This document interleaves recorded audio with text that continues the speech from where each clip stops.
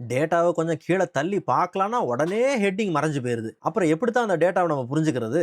ஆக்சுவலா இதுக்கு ஒரு வழி இருக்குதுங்க. ஜஸ்ட் நீங்க வியூ டேப்ல போயிட்டு, விண்டோ அப்படிங்கிற குரூப்ல ஃப்ரீஸ் பேன் அப்படின்னு பார்த்தீங்கன்னா இருக்கு. அதுல ஃப்ரீஸ் டாப் ரோ அப்படின்னு குடுத்துட்டீங்கனாலே போதும். இதுக்கப்புறம் நீங்க எவ்ளோ ஸ்க்ரோல் பண்ணாலும் சரி, அந்த ஹெட்டர் ரோ அதாவது டாப் ரோ பார்த்தீங்கன்னா, கூட ஸ்க்ரோல் அப் ஆயி போகாது. அது அப்படியே கான்ஸ்டன்ட்டா இருக்கும். ஸோ டேட்டாவ ஈஸியா நம்ம அண்டர்ஸ்டாண்ட் பண்ணிக்க முடியும். இன்னொரு விஷயம், டாப் ரோல தான் உங்க ஹெட்டிங் இருக்குது. அதுதான் கான்ஸ்டன்ட்டா லாக் பண்ணி இருக்கணும்னா, அதுக்கு நிச்சயமா ஃப்ரீஸ் பெயின் தான் பண்ணணும்னு அவசியம் இல்ல.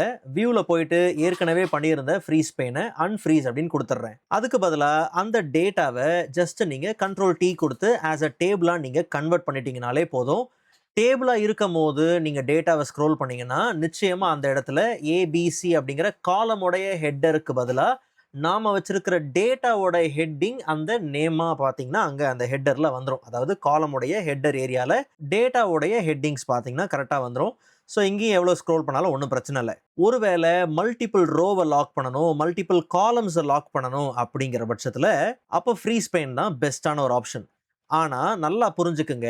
நீங்க எந்த செல்ல செலக்ட் பண்ணியிருக்கிறீங்களோ, அந்த செல்லுக்கு பிஃபோரா இருக்கக்கூடிய காலம், பிஃபோரா இருக்கக்கூடிய ரோ இதுதான் பார்த்தீங்கன்னா லாக் ஆகும். ஃபார் எக்ஸாம்பிள் சேல்ஸ் ரெப் அப்படிங்கிற இந்த காலமும் சரி, இந்த ரேஞ்சும் சரி, அதாவது அந்த ஏங்கிற காலமும் சரி, அண்ட் 1, 2ங்கிற இந்த 2 ரோவும் சேர்ந்து நமக்கு என்ன பண்ணணும்? லாக் பண்ணணும். அதாவது இந்த ஏரியா கம்ப்ளீட்டா நமக்கு ஃப்ரீஸ் பண்ணியிருக்கணும். எங்கருந்து ஃப்ரீஸ் ஆகக்கூடாது? இந்த டேட்டால இருந்து தானே. அதாவது அந்த செல்லுல இருந்து ஃப்ரீஸ் பண்ண வேண்டாம். அப்ப அந்த செல்ல செலக்ட் பண்ணிட்டு நேரா நீங்க அதே ஃப்ரீஸ் பேனுக்குள்ளே போயிட்டு, இந்த இடத்துல ஃப்ரீஸ் பேன்னு குடுங்க. ஏன்னா ஃபர்ஸ்ட் காலம்னா முதல் காலம் மட்டும் தான். டாப் ரோனா மேல இருக்கக்கூடிய ரோ மட்டும் தான்.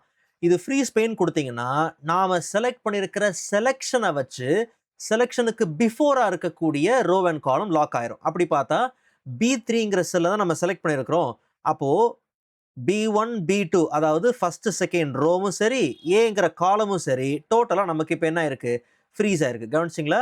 இப்ப நம்ம இந்த பக்கம், அந்த பக்கம் எப்படி நம்ம ஸ்க்ரோல் பண்ணி போனாலும், ஃபார் எக்ஸாம்பிள் இப்ப இப்படி ஸ்க்ரோல் பண்ணி போனாலும் கவனிச்சீங்களா? சேல்ஸ் ரெப் அப்படிங்கிறது என்ன ஆகல? ஹைட் ஆகல. அன்ஃப்ரீஸ் பண்றது ரொம்ப சிம்பிள். அதே தான் அன்ஃப்ரீஸ் பெயின். ஸ்க்ரோல் பண்ணும்போது அப்படியே போகுதுன்னு டென்ஷன் ஆகாம, ஃப்ரீஸ் பண்ணி கூலா வேலை செய்யுங்க.